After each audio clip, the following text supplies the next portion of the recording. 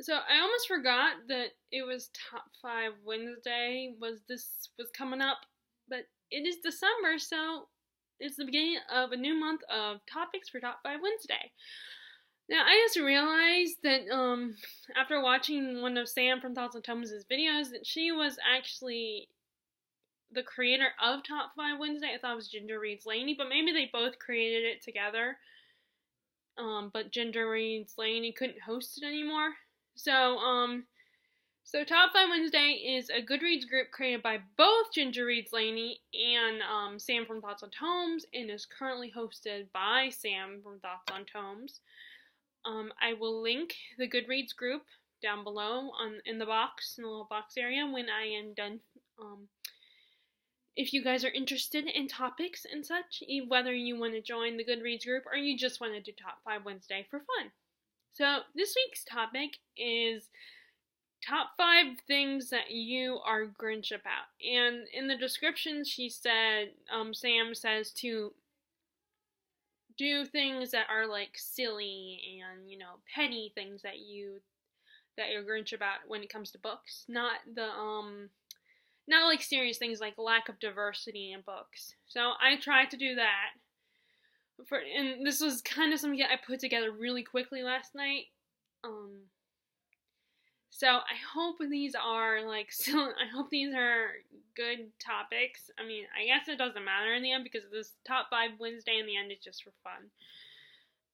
So hopefully I try to not be too serious with my topics, with my picks. And as usual, these are not in any particular order. So number one thing I'm Grinch about is when, I have no problem with love triangles. I am not against love triangles. I'm okay with them. I mean, sometimes, I understand why people get aggravated by them. But I'm okay if I'm not going to not read a book just because I read it and find out there's a love triangle in it. Now, I won't read a book that has, if I realize that it's a vampire story, then yeah, that might be, I won't read that one.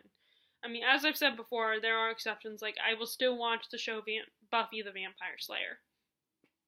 But I won't read books about vampires because they all kind of it's gotten old. But anyway, we're not here to talk about that. But like I said, I'm okay with love triangles. But what irks me is when you have a situation, which I have brought this topic up many times, and that is when the protagonist is if it's a female protagonist and her best friend, who is a bit of a dork, kind of nerdy, but super loyal and super sweet, is in love with her, but he doesn't stand a chance. And I am talking about Mortal Instruments, basically. I'm sure that, I don't know if there's other examples, but it just really bugged me in that book when they did that.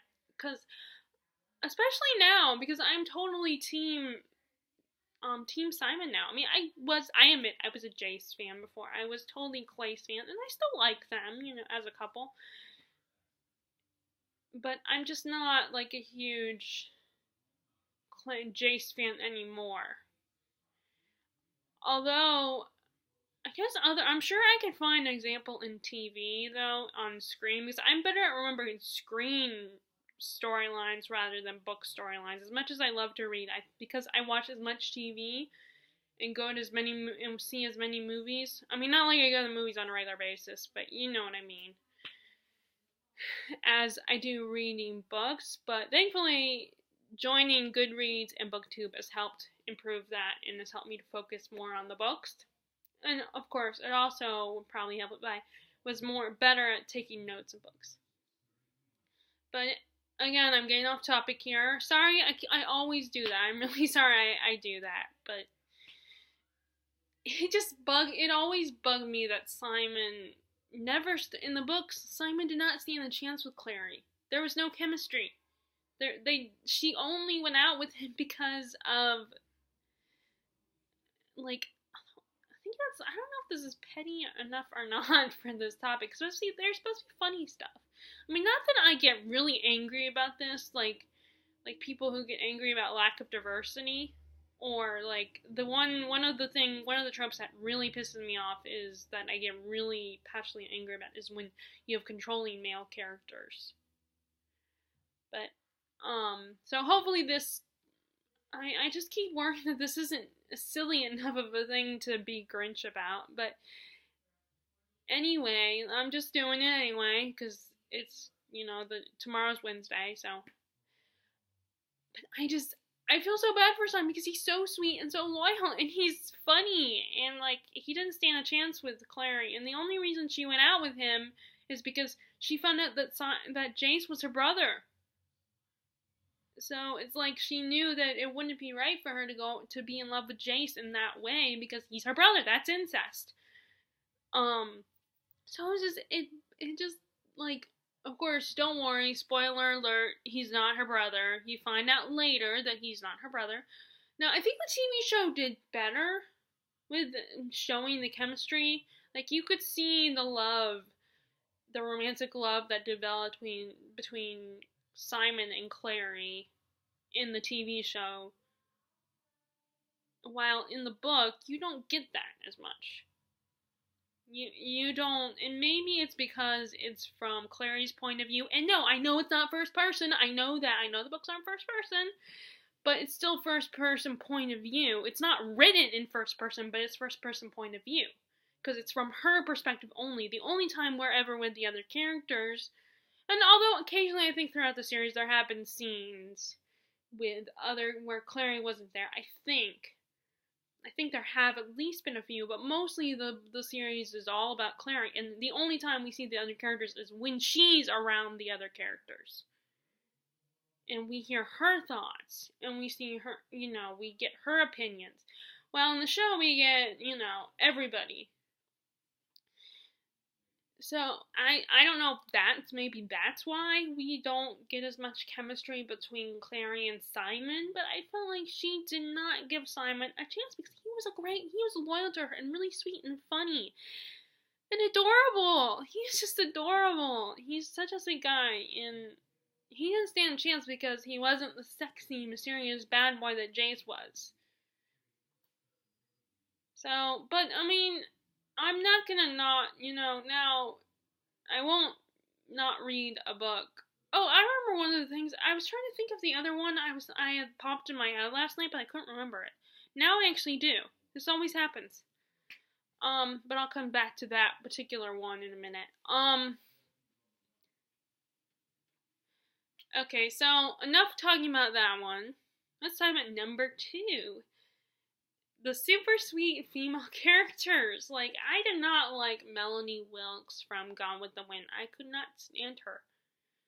I don't, the ones that are, like, that's why I had to DNF Little Women. It was too sweet. The girls were too good and trying too hard to be good. Now, I know that one is historical, and it's a children's story. But, with children's book, it's a little hard for me to get into children's books sometimes. I might not even like, A Little Princess, because I remember Sarah being really sweet and stuff. Although she wasn't a total, like, in the movie version that I have, she wasn't completely, like, she stood up to Miss Minchin and stuff like that, and, but I don't know if I would like that one, but I want to read that one, particularly because I like that time period in history. But, yeah, that's why I had to, but like I said, that's why I had to DNF Little Women, because the really sweet, nice characters, I don't like them. They're annoying. It's like, the characters who try to be good and try to be all perfect and stuff, and it's like my favorite female characters are like brats, spoiled. Some of mine, not all my favorite female characters, but there are some of my favorite female characters are brats and very spoiled.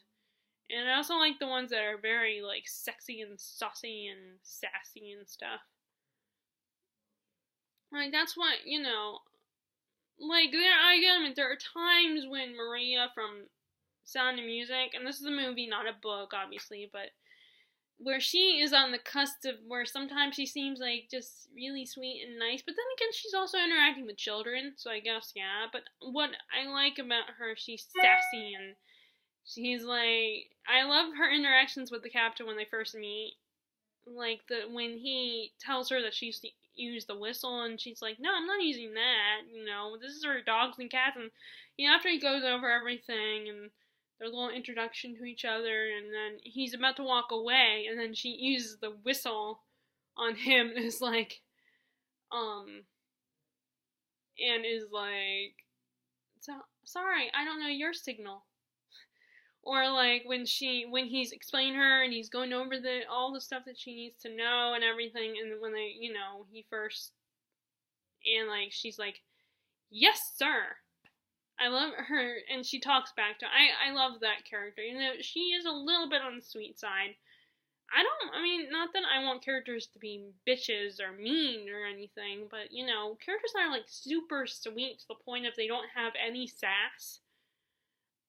Like Melanie Wilkes. Although I admire Melanie for playing up with Scarlett. Scarlett was kind of a bitch to her, and yet she was still like, she's, of course she wasn't as aware. She wasn't very aware of how Scarlett was towards her. Now Scarlett was trying to steal her husband from her. But yeah, I don't like really sweet female characters. Like sugary sweet female characters. It just, yeah, and that's why sometimes I lose interest in some of those old, I used to watch them, like, I would watch Nick at Night, but that's sometimes why I lost interest in some of those Nick at Night shows, because sometimes not all the characters, like, on Nick, excuse me for a second.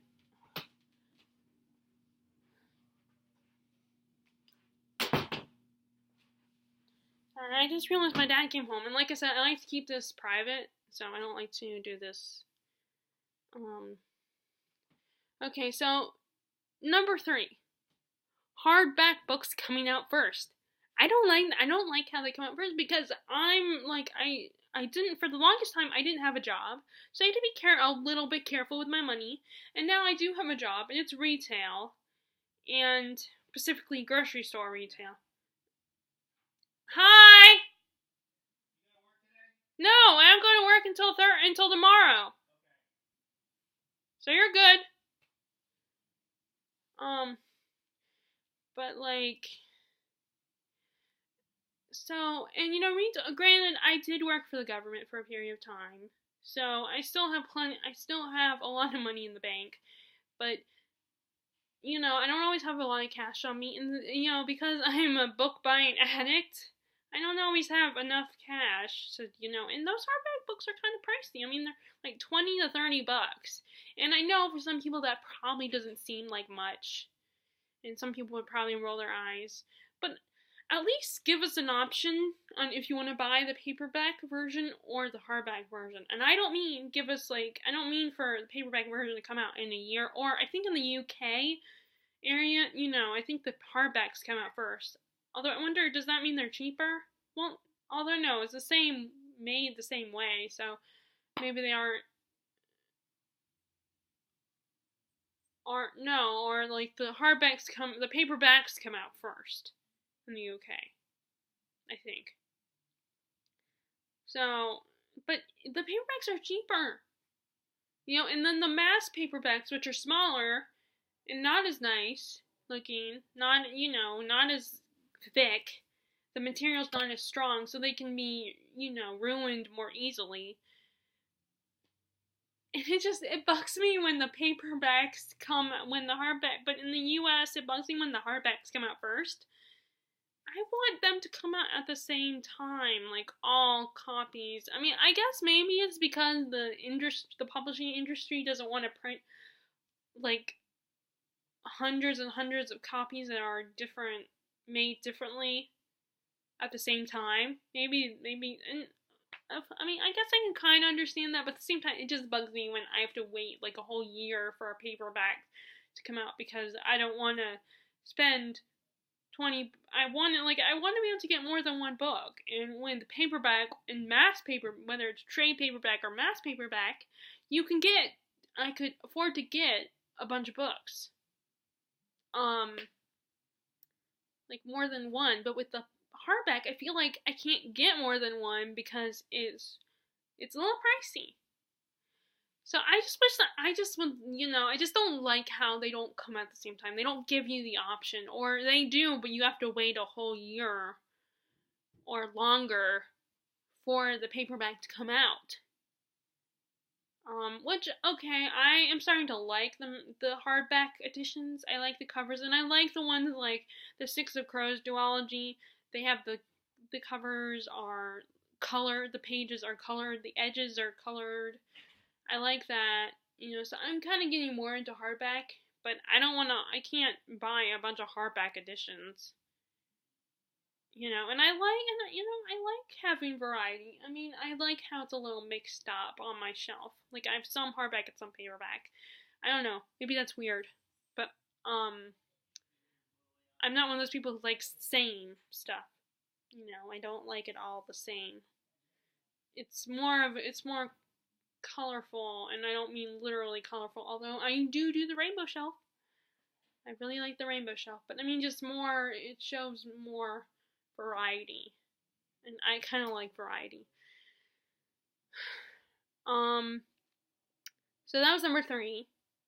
Like I said, I hope these are petty enough for you guys, because, like I said, Sam, in her description of the topic, she said make them petty and funny and silly things to complain about. Okay, number 4 is super long chapters in books that are really dense, or like the thicker books, like the classics, and, or the mass, like, one of the things I liked about that helped me get through, what is that called? The first one, the Kingkiller Chronicles, The Name of the Wind. I like that it had some short chapters. Now, I'm okay with long chapters. I don't hate them. But sometimes, if the book is like the length of The Wise Man, or the length of The Name of the Wind, or like a classic like Gone with the Wind, it'd be kind of nice to have more short chapters instead of super long chapters.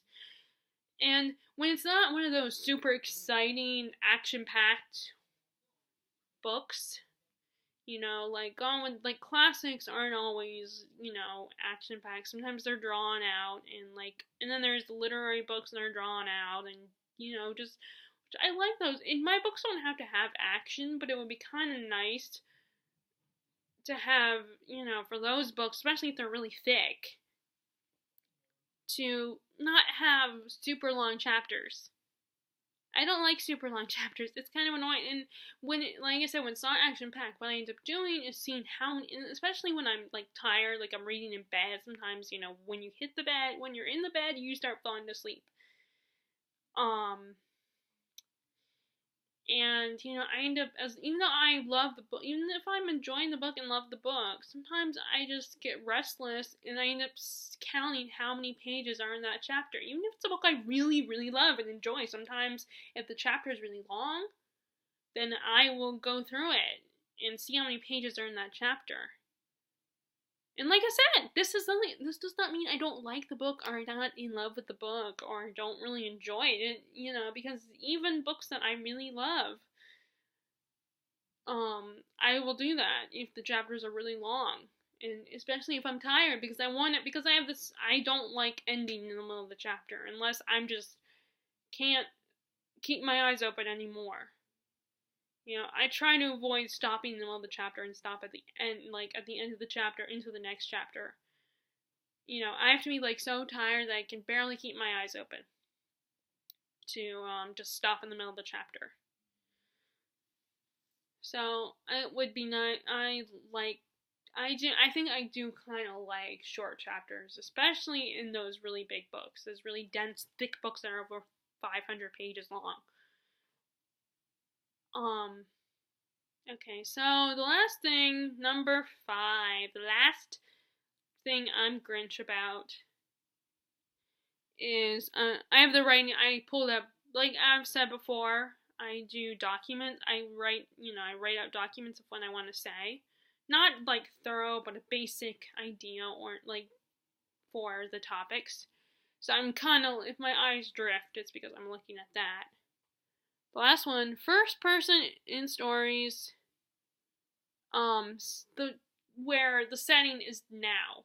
Even if it's like, I don't read a lot of YA contemporary because I read a few this year. Like I read The Upside of Unrequited recently. I don't know why I can't say that title. And I think I've read another one, but I prefer the literary contemporaries or like the historic or the ones that go back and forth between history, between the past and the present, especially adult.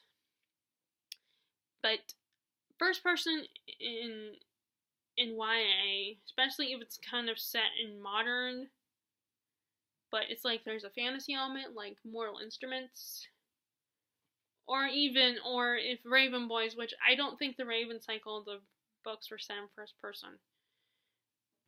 No, I prefer third person point of view rather than, written in third person rather than first person, because the way the teenage voice is annoying, because I don't want to read things that are about people that I see and that I hear in everyday life.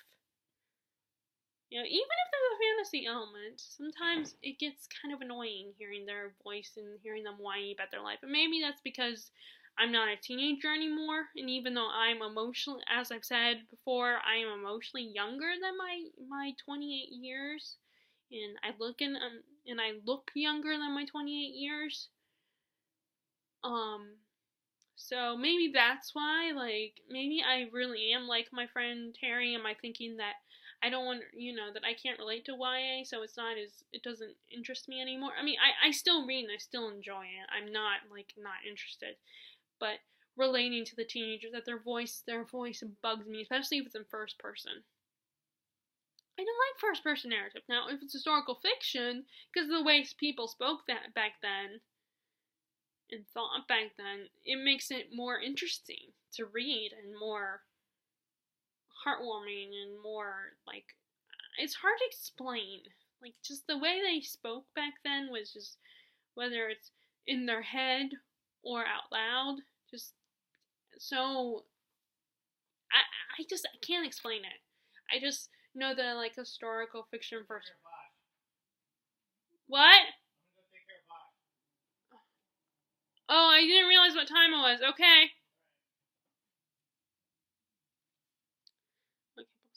Sorry about that. My dad is home, and he was just telling me where he was going. So anyway, what was I gonna say? I lost my train of thought. Oh yeah, we were talking about first person narrative. Like I said, I don't like first person narrative in stories that are set in the modern world. I like the voice of someone from the past better than the modern voice. I probably would annoy myself. That's why I didn't like writing a diary or a journal. I've attempted it several times, but one of the reasons I didn't like it is because, well, one, I feel like my life isn't that interesting, except for the fact that I have disabilities and, that all that kind of stuff. But other than that, my life, I do stuff, and it's not like I do nothing, although certain people think I do nothing. But, my life isn't, as interesting as someone like the March Sisters, or Jane Eyre, or even Jane Austen for that matter. My life is kind of boring. And then I don't know how I'd feel I feel like if I listened to myself, if I was outside, had an out-of-body experience, and listened to myself while I was talking, I was reading a book that I wrote about myself, then yeah, it would get, although I have created a license here, so I could probably make my life a lot more interesting than it is. But, I mean, I'm not even, I don't live in a fantasy world. I don't have magical powers, or I don't have the X gene. Um, Anything like that. So I just, so I, but yeah, anyway, I'm not whining about myself or talking about how I'm boring. I'm just, that's just another tangent I'm going off on here. But basically, I don't like first person narrative, particularly in stories set in the modern day. It's just, I have a hard time getting into it. And, I mean, I'll still read YA, and I'll read, like, I still like the Moral Instruments. I definitely want to continue although that wasn't in first person, that was just first person point of view. And I know it's not written in first person. I meant that it's from Clary's perspective. That's why I don't, after a while, I just get, like, I mean, there are times when this is where I'm a mood reader, where there are times when I want to read, I'm in the mood for a story that's set in the now, but has magic and stuff, or supernatural, or even, like, superheroes and stuff. Like I'm reading Vicious. Finally, I got around to Vicious. But, other times I'm kind of in the mood to read historical. And I want to write something more inspired by historical, but still set in a fantasy world. Like, that's what I've been trying to do. I've been trying to write my own novel, which is set in another time period. Or not set in another time period, but inspired by history, by a time period. Okay, so I'm gonna shut up now because I'm getting off on a tangent again. Sorry, I always do that. I guess because I like talking about things, and I've always had a habit of talking to myself about stuff, about, analyzing characters and all that, and, understanding them, and understanding why they think, and this is the first time, and I've always just talked to myself about it, so the computer it was actually, now that I think about it, it's not a surprise that I'm actually, well, I don't know if I'm good, but it's easier for me to do this. Okay, so that was Top 5 Wednesday's topic, the top 5 topics I'm Grinch about. So what are things that you're Grinch about? What are petty things that are considered petty that bug you that are book related? Whether it's tropes or like whether it's the tropes in the story or physical way a book is produced, as in published and all that stuff. Or just, or character things, or, well, that's inside the story. Just, what are things that bug you in books? So I will talk to you guys later.